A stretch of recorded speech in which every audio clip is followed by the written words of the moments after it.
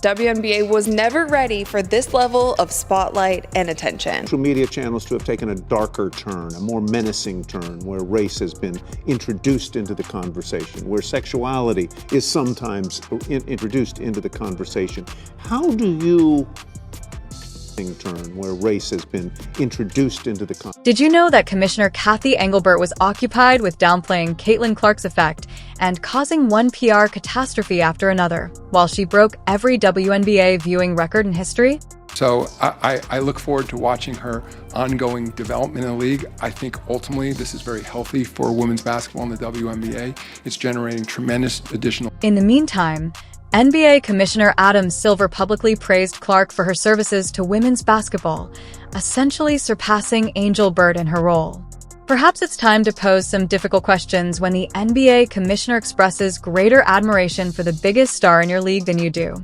Why does Adam Silver always stand up for Caitlyn Clark while Cathy Engelbert appears intent on downplaying her accomplishments? How did it get to the point when the athlete who is revolutionizing her league on her own seems to threaten the WNBA's own commissioner? There seems to be a trend here that no one is discussing, and it has the potential to drastically alter women's professional basketball.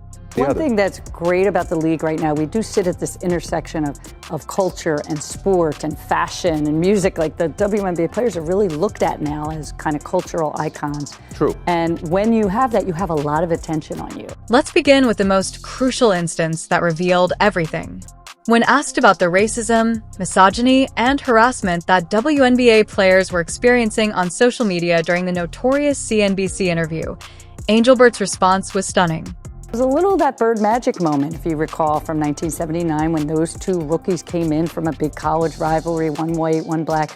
And so we have that moment. She essentially likened the situation to Magic Johnson and Larry Bird's rivalry and implied that toxic fan behavior was beneficial for business since rivalries increase viewing, rather than denouncing the harassment or defending her athletes. Need rivalry. That's what makes people watch. They want to watch games of consequence between rivals. They don't want everybody being nice to one another. That, in my opinion, explains everything you need to know about her lack of groundedness. When a commissioner is explicitly questioned about racist and misogynistic remarks made about her players, her main response is that controversy sells seats. To make it very evident that harassment is not a marketing tactic, the WNBA Players Association has to intervene and carry out her duties. In September 2024, Engelbert acknowledged that her remarks on Caitlyn Clark and Angel Reese were inaccurate. However, this is the true story behind the company's apologies. She had handled severe harassment cases as though they were a simple component of some ingenious business plan. Really, your athletes are facing racial abuse on the internet, and you're celebrating the publicity it generates? Where else? When I saw Cathy's interview and I saw the players' response to it and I just saw this story unfolding, my honest-to-God first thought was the WNBA was not ready for this kind of. For Engelbert, the fallout from that CNBC catastrophe was terrible. Several WNBA players publicly criticized her on social media. In essentially carrying out her mandate, the WNBA Players Association had to release an official statement emphasizing that abuse is unacceptable and that toxic fandom necessitates prompt response rather than celebration. It's more than simply a PR catastrophe when your own players' union is forced to publicly amend your statements regarding player safety and fundamental human decency. That is a crisis in leadership. They basically had to explain to her that safeguarding players against mistreatment has nothing to do with rivalries or business strategies. It has to do with basic decency. Adam Silver, meanwhile, was adopting an entirely different strategy. Silver praised Caitlyn Clark, the star of the Indiana Fever, and continuously gave her credit for the WNBA's sudden rise to fame. There is no more clear contrast. One commissioner upholding the dignity of players while acknowledging transformative talent, the other views harassment as a chance for promotion. However, it was the Olympic selection dispute that was the true smoking gun. Guess who stood up for Caitlyn Clark after she was left off of Team USA's list for the 2024 Summer Olympics in Paris? Her own commissioner, Cathy Engelbert. The NBA. It would have been good to have Caitlyn Clark on the USA Olympic roster for 2024, according to Commissioner Adam Silver. That, in my opinion, tells it all about who genuinely comprehends star power and marketing in professional basketball. However, this is where things start to become really interesting. Silver normalized the aggression while appreciating Clark's rookie experience, calling the flagrant foul call issued by Chicago Sky guard Kennedy Carter on Clark a welcome to the league moment, and added that it's nothing new in basketball. During one of the season's most contentious moments, Engelbert was nowhere to be seen. I think last year was a transformative year for that. We brought in tens of millions of new viewers. We had 64 million unique viewers just in the United States of our games last year. So that was a huge step. That was double the price. Additionally, the financial ramifications are astounding. About $60 million is made annually by the WNBA's current media rights agreement, and Engelbert hopes to at least quadruple that amount in the league's next agreement. Here's the kicker, though. According to Silver, it would be more advantageous for the NBA and WNBA to sell their media rights jointly rather than separately. He is prepared to use his enormous influence to make it happen because he believes the WNBA has more importance than its own commissioner appears to acknowledge. She said something that just kind of missed the mark. With the Caitlyn Clark situation, I don't feel like the WNBA, I've called it out multiple times, has handled this correctly. I believe that treating Caitlyn Clark more like a problem to be solved than an asset to be maximized has been Engelbert's biggest error.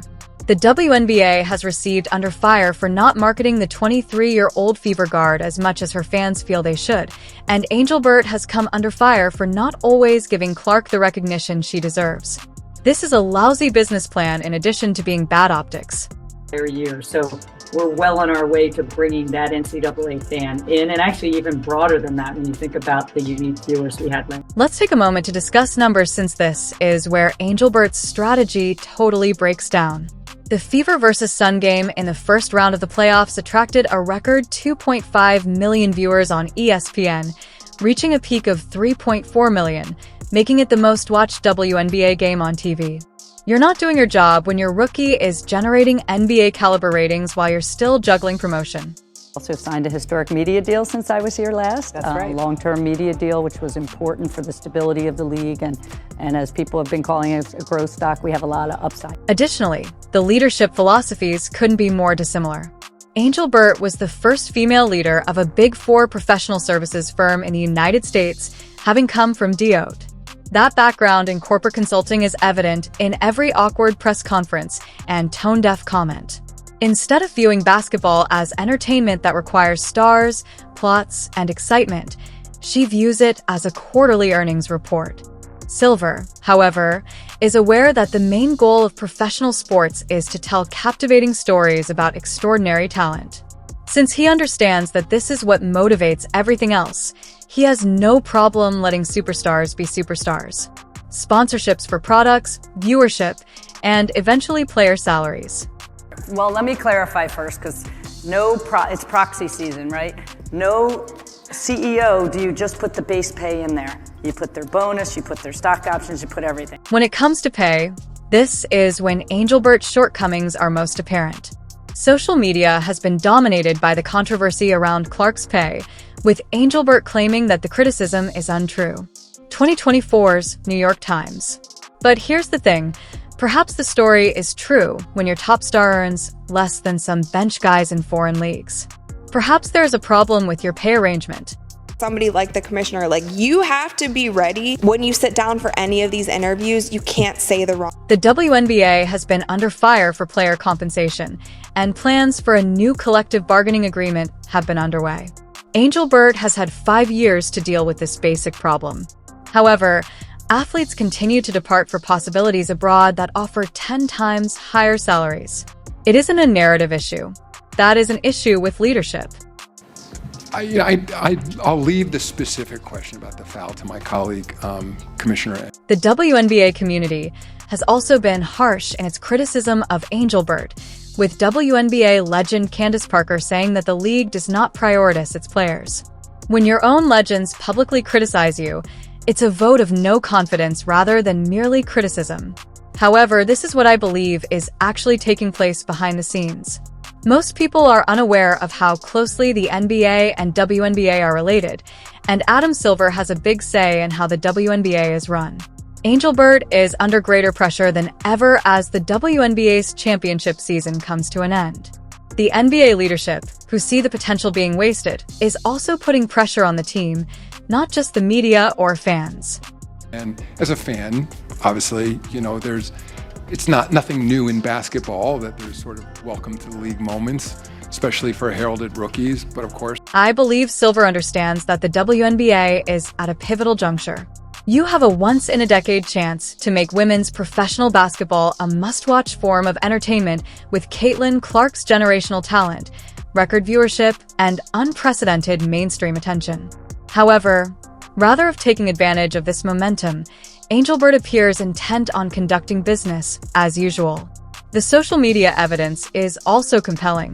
WNBA supporters have commented, "NBA Kamish likes her more than the W's WNBA," after noticing that Clark leads Silver's Instagram montages.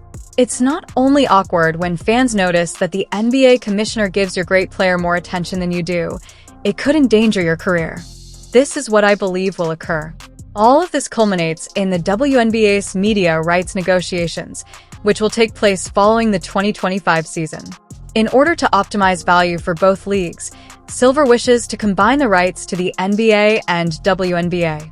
However, he requires a WNBA commissioner who knows how to develop stars, craft plots, and optimize the entertainment value of top talent.